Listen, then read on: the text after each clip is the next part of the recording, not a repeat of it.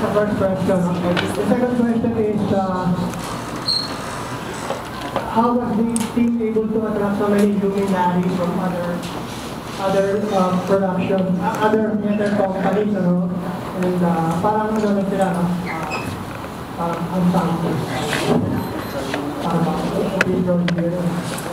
Considering the former rivalry among the theater companies. Hindi na ngayon, ano? I didn't know sila, no? But how was they able to do this? Siguro dapat sumagot doon sa unang tanong si Carlo, di ba?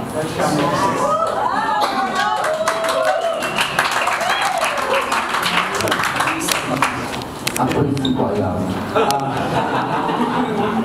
Yeah, siguro napansinin nyo nga na yung mga superheroes ay sila yung mga Inglesero, tapos yung mga kalaban sila yung mga Pilipino.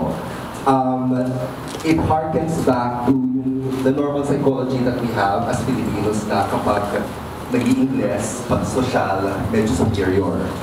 However, that might seem politically incorrect right now. Pero I assure you, pagdating sa Act 2, that will be resolved. In a major way na nandito sa as in major. Yung ni-rehearse nila, yun. Yun. So, it will be resolved. Yun na, yung medyo source of controversy yun, I like to think. So, pero yun nga, na kasama talaga sa kwento yung resolution. About the second question, how did we manage to bring together such wonderful talent from all around? All you need is love. Actually, nung first meeting namin, yun nga yung opening remarks ko sa casa, because I don't know what your reasons are for joining this production, but thank you. So, I don't know, maybe we should ask them, you know. Maybe it's also time that everybody come together, you know, na support sa isang original na Filipino gawa, diba? Kaya nagsama-sama kami lahat dito. Baka yun yan. Of course, we all have our own reasons, but I'd like to think of it that way.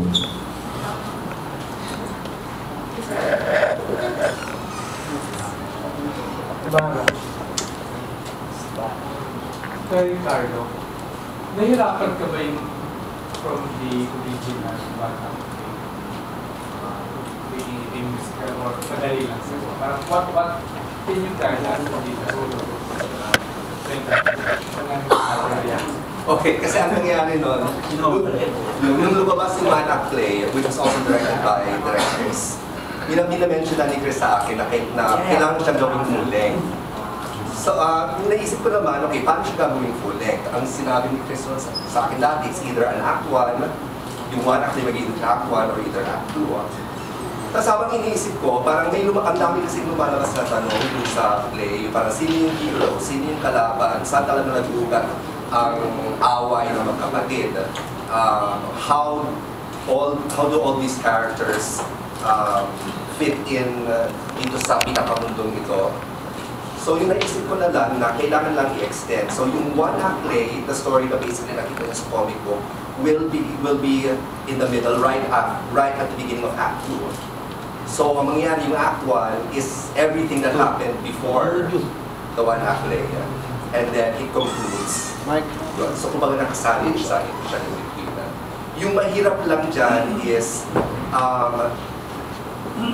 well, number one, yung may nag-i-Ingles, may nagtatagalog.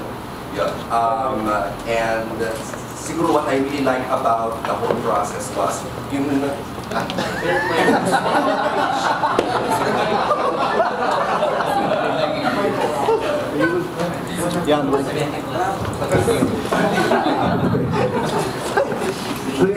So napaka na yung proseso na yung iniisip ko na since my theater background din ako, nag-aama ko dati sa New Voice Company during the 90s.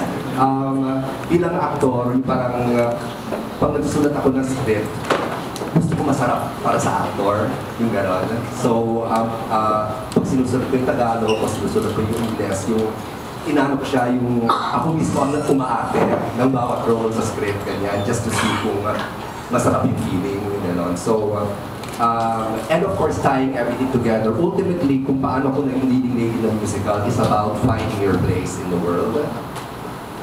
It's about how do you advance yourself.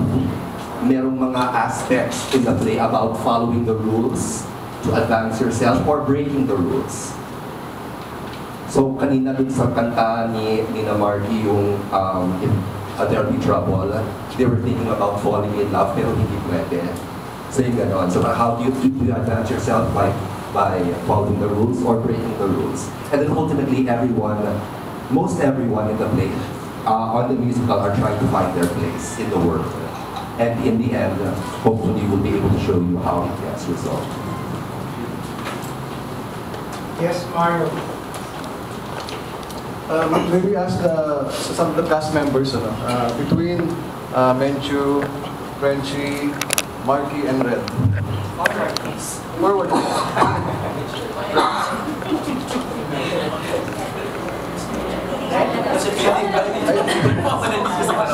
Ibabalik ko lang yung tanong ni Chris Martinez sa inyo. What was the attraction? Ba't kayo sumali dito?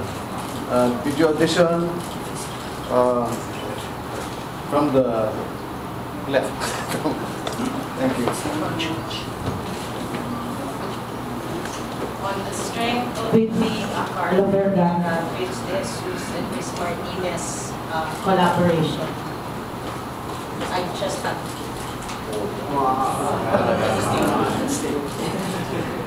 yes, we all had to audition. We were called in for a reading of sorts. And yes, my God, it's about time.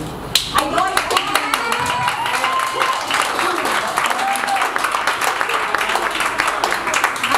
always wanted to do a Filipino musical. I was never asked. When I was finally asked, of course I said yes, having no idea what I was going to do. But it helped that they said, oh, you're speaking in English. I said, okay, this is a good start. And I'm having the time of my life. Thank you. Ako po, hindi ako nagdalawang isip na sumali po dito sa production na to dahil una-una po, yung mga kasama ko po, grabe, mga senior po sa darami. Mga patikang kapatid.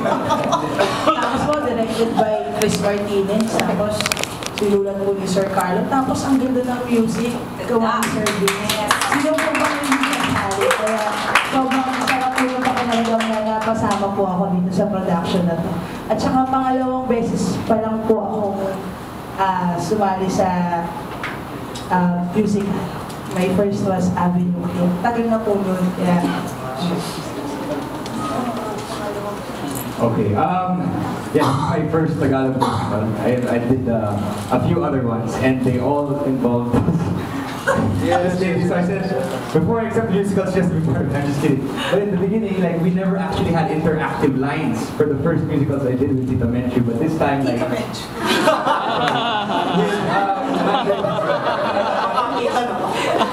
and it's just such a great experience to like also witness the talent of the Filipino theater companies. Like I haven't really been able to watch many Filipino musicals, but like listening to these guys, wow! I need to go start watching like a lot of Filipino musicals because we got like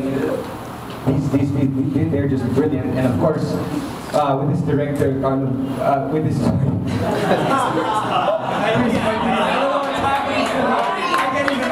I'm so overcome. With this director, Chris Martinez, he really helped me out in a lot of ways. Like sometimes I just go aside with him and I talk to him about the character, and it's really helped me out, and I really salute you for being such a great director. So, well, personally, one of the biggest draws for me was I've always wanted to do a big stairs with musical.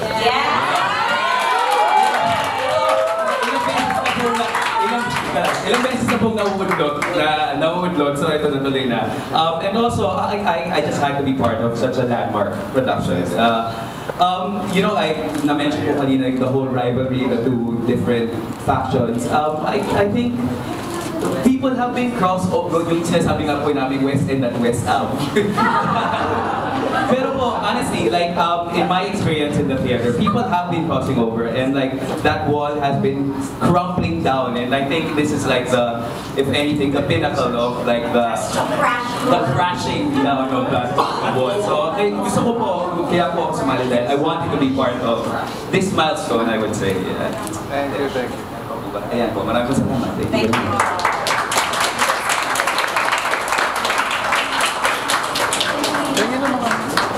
Thank you. We get a response from Chris and Vince. Oh, na namumula na. Response from Chris and Vince. I am very blessed, sa totoo lang, no? Because we have this cast, a very strong cast. So, nagpapasalamat ako na nakakatrabaho ko sila. And they're very, very hardworking. And as you saw earlier, super talented talaga and very disciplined. And so totoo lang, marami pa kaming kailangan gawin, pero sa mga pinakita nila sa akin, tuwa naman ako. And we'll show it to you sa opening night ng buo ko. Pero, happy ako. So, thank you guys. Dami pa tayo po.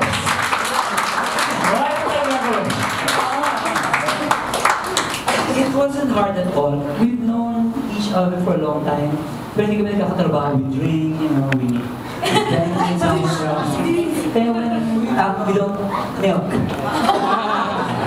Our producers said, can you invite this person? Luckily, kilala ko naman lahat personally. So, we all came. It wasn't hard. The hard part was deciding who to cast. Kasi, my God, there were only several roles, 20 roles, but there were 50, 40. And it almost broke our heart. To let go, kasi parang, wala dumating lahat, which is a good sign that people are interested. The wall has been torn down, broken, and I think the stage and the VLF, ang magandang it's a venue for collaboration, the directors from this company, and 200 plus in audition. Masakit sa ulo. We had to rest for a week to let it sink in and then decide. But it was tama naman ang decision natin, di ba? Yes, it's almost, yeah. It's really, this alone, this is one of the, wala masaya The energy is just exploding. So basta kami sa langit yun. Sobrang gandang energy. On behalf of the cast, We also want to thank Dalanghita Production.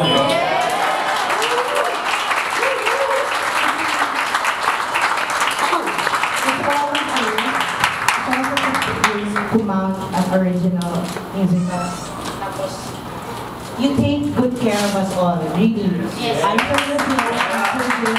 You take care of us so well. For such a young company to be doing everything right, we thank you, Dalanghita. Thank you very much.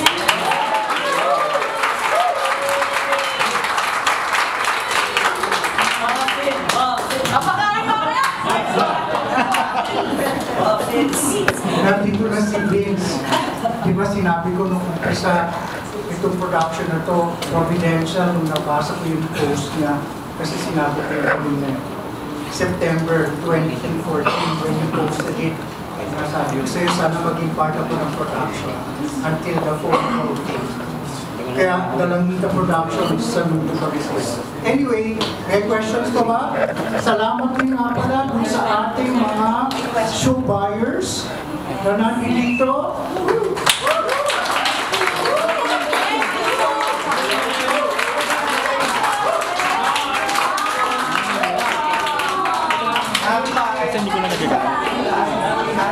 I am so happy for new theater company and then the marketing team of Dalanghita. We are getting all of these show buyers for a production that's never been seen, but they believe in the project. That's why saludo kami sa inyo. May question pa tayo kay FPJ. Ay, question ako. Kasi napanood ko yung Wanak Play. Very action-packed yung Wanak Play. What more pa kaya kung musical, tapos mas marami ng characters. So, anyone can answer. So, kano ka-intense in terms of action ang naging roles nyo? And ano yung mga naging challenges nyo when performing, especially when singing, when fighting, and doing your powers?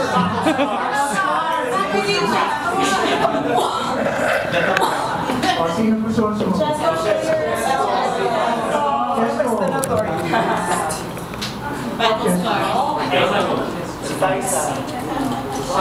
After lang ka siya po, na lang ka muher siya.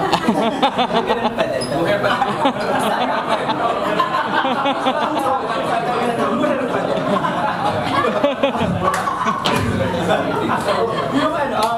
The hard work that we put into like rehearsals, parang after every rehearsal day, we'd all say that our bodies are beaten down, and then when we wake up the following day, it's really sore because of all the intense choreo and the intense fight scenes that we've had the night before. So I think yung mga battle scars namin, mga evidence na lang siya ng paano ka-action-packed yung fight scenes in this musical. So, yun. So, may mga hindi pa nakikita mga battle scars ng mga superheroes. Mga hidden.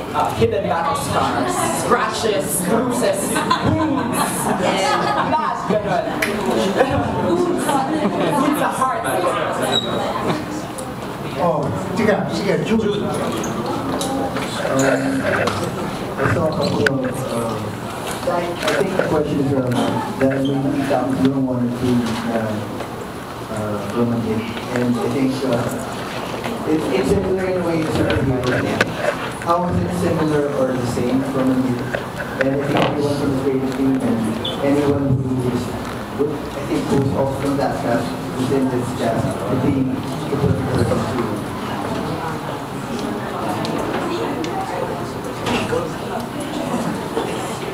I'm also part of Manid. I composed half of the songs with Ehets and Karina Evangelista.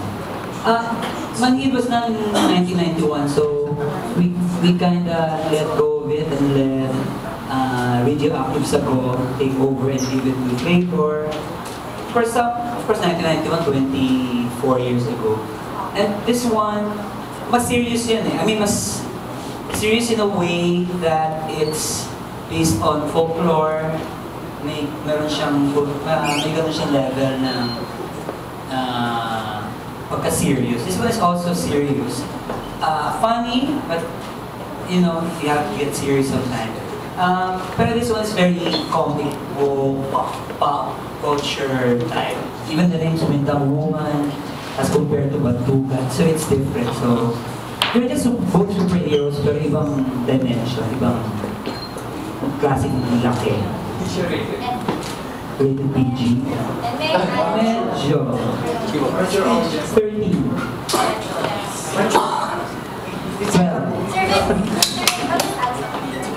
12. Yeah, since I'm also part of Manid. Kasi with Manid, it was much more serious when it comes to Manid because we folklore and everything. With this po, yung paano ako nag-ibig, aside from pareho naman silang may superheroes and all that, ito po kasi parang mas nag-focus siya sa relationships ng family. It has a lighter side, much lighter side compared to Manid, which was already good. Bias. Okay, bago tayo layasan ng mga TV, mag-picture tayo. Protocol, quickly, agas.